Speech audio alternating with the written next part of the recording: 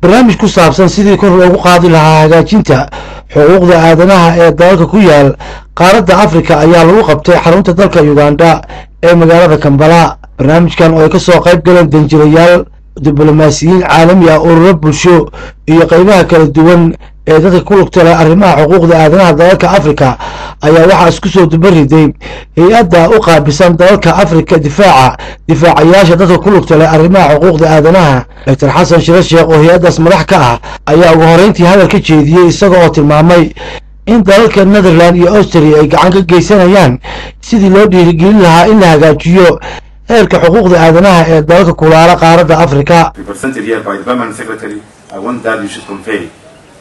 My brother minister who have not made to this, and to the large government of Uganda, that we are really appreciative of the support you provide to organizations like Eastern.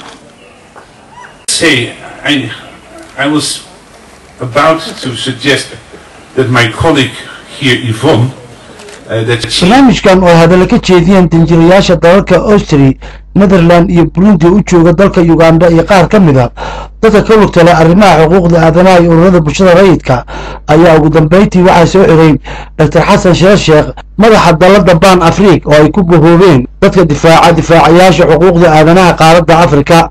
laba mashruuc oo aad u ballaaran oo ay ka caawinayso hay'adeena laba dowladda Royal Netherlands oo uu matalayay safiirkooda iyo dowladda Austria oo uu matalayay madaxa ugu sareeyo xagga cooperationka.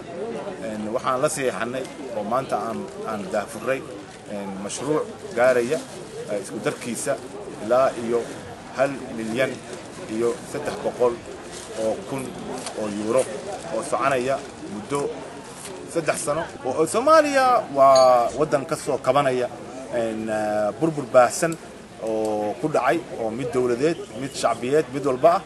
marka astaamahan arkayno oo aan hadda la soo kulannay madaxda ugu sareysa dawladda iyo maartay qaybaha kala duwan ee bulshada Soomaalida waa rajo aad u wanaagsan baa ka muuqata in heykalo sabab xiriirsan ee maamul oo udub dhaxaad uu yahay ka dambeynta sharciga in Soomaaliya ka taabagelayso. cilmi cismaan faarax budari telefishinka qaranka Kampala.